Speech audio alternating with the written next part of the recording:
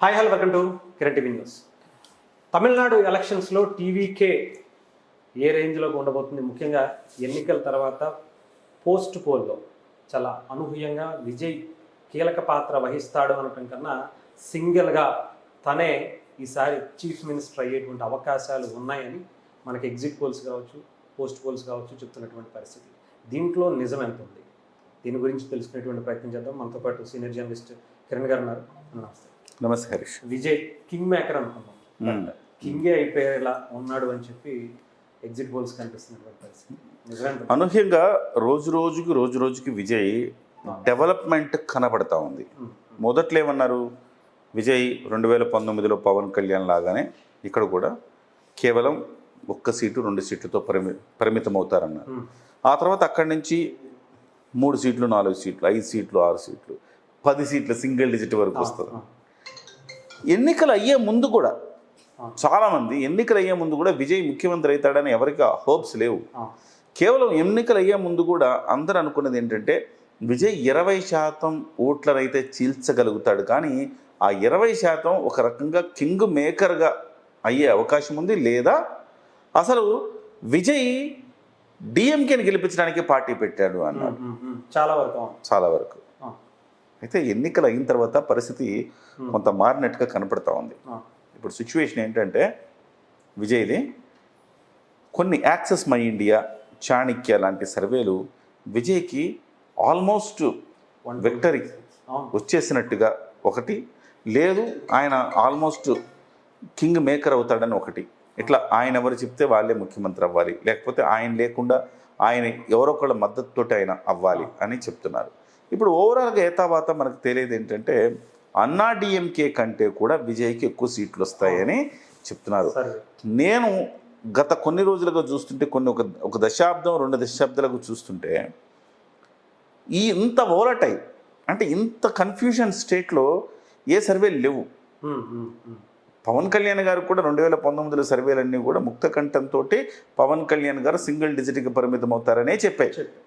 ఎవరు కూడా ఎక్కువ సీట్లు వస్తాయని చెప్పలా. చాలామంది అభిమానించే వాళ్ళకి ఆశ్చర్యంగా అనిపించింది అది, కానీ అదే జరిగింది. అయితే ఇప్పుడు విజయ్కి కూడా అదే చెప్పినాయి, కానీ ఇప్పుడు రోజుకి విజయ్కి సంఖ్యలు పెంచుతా పోతున్నాయి. అంటే నిజంగా క్షేత్రస్థాయిలో పెరిగిందా, లేకపోతే పెరిగినట్టు కనపడుతోందా, వీళ్ళు ఎందుకు ఇట్లా ఇస్తున్నారు? ఒకటేమో అటు ఒకటేమో ఇటు ఇస్తున్నాయి. ఆత్మసాక్షి సర్వే ఉంది, 4 నుంచి 8 ఇచ్చింది పోస్ట్ పోల్ తర్వాత కూడా. సో కాకపోతే ఆత్మసాక్షి లాంటి సర్వేలను మనము పూర్తిగా పరిగణలోకి తీసుకోలేము. ఇప్పుడు ఆత్మసాక్షి కావచ్చు, కేకే సర్వేస్ కావచ్చు, తెలుగు రాష్ట్రాల్లో చాలా బలమైన సర్వేలు అవి. మిగతా రాష్ట్రాల్లో అంత సక్సెస్ లేదు వాళ్ళకు. కాబట్టి ఎందుకో అనుమానం వస్తుంది విజయ్ నిజంగానే ఎంతో కొంత కీలకమైన పాత్ర పోషించగలడా అనేది. ఇప్పుడు తాజాగా చాలామంది చెప్తున్నది ఏంటంటే విజయ్కి అన్నా డిఎంకే కంటే కూడా ఈ టీవీకేకి ఓట్లు ఎక్కువ వస్తాయి, లేకపోతే సీట్లు ఎక్కువ వస్తాయని చెప్తున్నారు. 41%. అంటే నేను అనుకోవటం అంత స్పేస్ ఉందా అంటే వాస్తవానికి స్పేస్ ఉంది. ఇప్పుడు మీకు డెఫినెట్గా అన్నా డిఎంకే వీక్ అయిపోయింది. ఆ స్పేస్లోకి విజయ్ వెళ్ళడానికి ప్రయత్నం చేశాడు. ఆ విజయ్ వెళ్ళడానికి ప్రయత్నం చేసింది ఎంతవరకు సక్సెస్ అవుతాడు విజయ్ అనేది ఇప్పుడు వాస్తవాన్ని చూడాలి. అన్నా డిఎంకే మరింత వీక్ అయిపోతే, నిజంగా విజయ్ అనేవాడు కనుక హిట్ అయితే అన్నా డిఎంకే ఎరాడికేట్ అయిపోతుంది. అన్నా డిఎంకే ఉండదు, నెక్స్ట్ టైంకి అన్నా డిఎంకే ఉండదు. ఇవాళ విజయ్ ఒకవేళ విజయం సాధిస్తే అన్నా డిఎంకే నుంచి వలసలు విపరీతంగా విజయ్కి పెరుగుతాయి. తద్వారా అన్నా డిఎంకే పార్టీ విలీనం తప్ప వేరే గత్యంతరం లేదు, నాయకత్వం లేదు అన్నా డిఎంకేలో.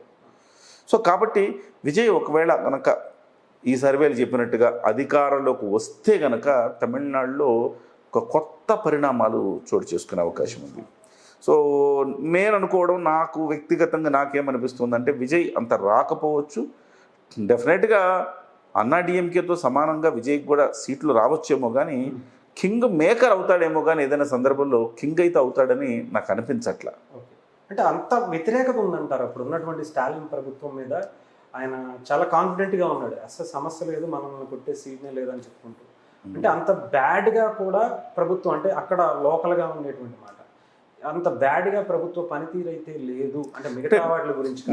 మీకు తమిళనాడు చాలా భిన్నము హరీష్. మిగతా దేశం చాలామంది పవన్ కళ్యాణ్ గారితో పోలుస్తున్నారు. మన రాష్ట్రంలో ఓటర్ల శైలి వేరు, తమిళనాడులో ఓటర్ల శైలి వేరు. తమిళనాడులో ఆరాధన ఎక్కువ, సినిమా యాక్టర్లకు ఆరాధన ఎక్కువ, గుళ్ళు కట్టేస్తారు. మన తెలుగునాట అంత ఆరాధన లేదు. సో తమిళనాట ఆరాధన ఎక్కువ. విజయ్ అంటే డెఫినెట్గా వీళ్ళు మిగతా అన్ని ఆలోచించరు. మీరు చూడండి, ఒక ఎన్టీఆర్ తప్ప ఎవ్వరూ సక్సెస్ అవ్వాలి తెలుగులో. ఎన్టీఆర్ సక్సెస్ అయ్యేటప్పుడు స్పేస్ ఉంది, విపరీతమైన స్పేస్ ఉంది. ఆ ఢిల్లీ మీద విపరీతమైన కోపం ఉంది. ఇది మనల్ని బానిసల్లో చూస్తున్నారన్న ఆవేదన ఉంది. ఆ సమయంలో ఎన్టీ రామారావు వచ్చాడు కాబట్టి ఎన్టీ రామారావు గెలిచాడు. లేకపోతే 2 పార్టీల వ్యవస్థ వచ్చినప్పుడు ఎన్టీఆర్ గెలిచే అవకాశం లేదు. అందుకే మీరు చూడండి, పిఆర్పి కూడా అంత ఉవ్వెత్తన ఎగసి వచ్చిన చిరంజీవి గారికి ఉన్న ఫాలోయింగ్ మామూలు ఫాలోయింగ్ కాదు. అయినా కానీ చిరంజీవి గారికి 18 సీట్లు ఎందుకు వచ్చినాయి అంటే 2 బలమైన పార్టీలు ఆల్రెడీ ఉన్నాయి, స్పేస్ లేదు. ఎప్పుడైనా స్పేస్ ఉంటేనే ఎక్కడికైనా, స్పేస్ లేకపోతే ఎంత కొట్టుకున్నా రాదు. సో పైగా మనకి అటువైపు ఉన్నంత ఆరాధన ఇటువైపు లేదు. గుడ్డిగా గుద్దేస్తారు అక్కడ ఓట్లు, ఇక్కడ ఆలోచిస్తారు.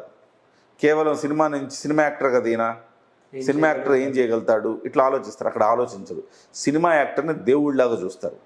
కాబట్టి మీకు అక్కడ టీవీకేకి ఇప్పుడు ఇలాంటి రిజల్ట్ ఇస్తున్నారు అంటే కారణం అదే, అక్కడ ప్రజల తత్వం. ఆ తర్వాత కూడా పవన్ కళ్యాణ్ గారు వచ్చినప్పుడు కూడా తెలుగుదేశం పార్టీ వైసీపీ చాలా బలంగా ఉన్నాయి. వైసీపీ అంటే నథింగ్ బట్ కాంగ్రెస్ కదా, కాంగ్రెస్ ఓటు బ్యాంక్ అంతా షిఫ్ట్ అయింది. సో ఈ 2 బలమైన పక్షాల మధ్య మనం ముందుకెళ్ళాలంటే కష్టం కాబట్టే పవన్ కళ్యాణ్ గారు పొత్తు ప్రతిపాదన చేశారు. సో ఇవాళ డెఫినెట్గా పవన్ కళ్యాణ్ గారితో పోలికలు వస్తున్నాయి చాలా మంది. ఇప్పుడు ఏమంటున్నారు, 121 స్థానాలు ఆయన గెలుస్తాడనంటే మరి పవన్ కళ్యాణ్ దీన్ని చూసి పవన్ కళ్యాణ్ బుద్ధి తెచ్చుకోవాలని నేర్చుకోవాలని ఏవో మాట్లాడుతున్నారు. అంత కరెక్ట్ కాదు. ఏ రాష్ట్రానికి ఆ రాష్ట్రం వేరు వేరే పరిస్థితులు.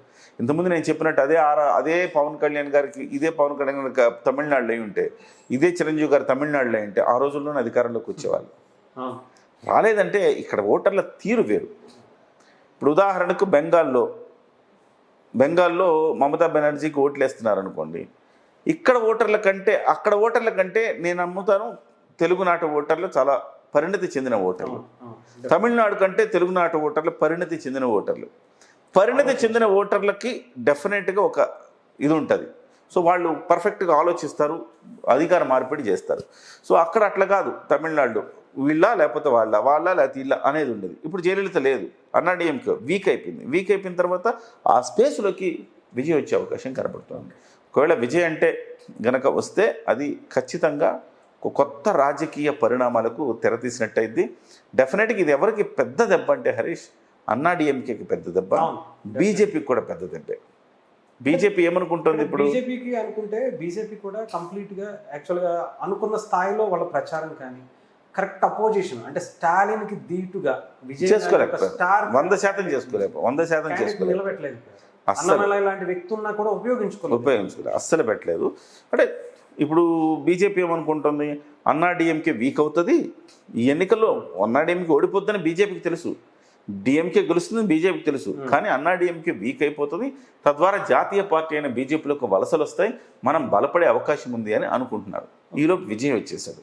విజయ్ను కూడా తమతో పాటు కలిసి రావాలని అన్నారు, కానీ విజయ్ రాలా. విజయ్ డిఎంకేని గెలిపించడానికి వచ్చాడని చెప్పి నెరేటివ్ బిల్డ్ చేశారు. అయినా జనం అక్కడ నమ్మల. ఇప్పుడు విజయ్కి పట్టం కట్టబోతున్నారా, అంతే ఎన్ని సీట్లు ఇస్తారనేది ప్రధానమైన సమస్య. సో ఒకవేళ కనుక విజయ్కి ఇస్తే బీజేపీకి కూడా పెద్ద డ్యామేజ్. ఈ అన్నాడీఎంకే నుంచి అందరి వలసలన్నీ కూడా విజయ్కే పార్టీ టీవీలోకి వెళ్తాయి. అప్పుడు 2 బలమైన పక్షాలు మళ్ళీ తయారవుతాయి. మళ్ళీ జాతీయ పార్టీకి చోటు ఎక్కడ ఉంటుంది? చోటు ఉండదు. సో తీవ్రంగా నష్టపోయేది బీజేపీ. అంతకంటే అసలు పూర్తిగా పార్టీ మూసేసుకోవాలి బోర్డు అనేది అన్నాడీఎంకే. ఈ 2 పరిణామాలు జరగబోతున్నాయి. ఒకవేళ విజయ్ కనుక నిజంగా సింగిల్ లార్జెస్ట్ పార్టీగా వచ్చి విజయం సాధించి కింగ్ అయితే ఈ పరిణామాలు జరగబోతున్నాయి. Thank you.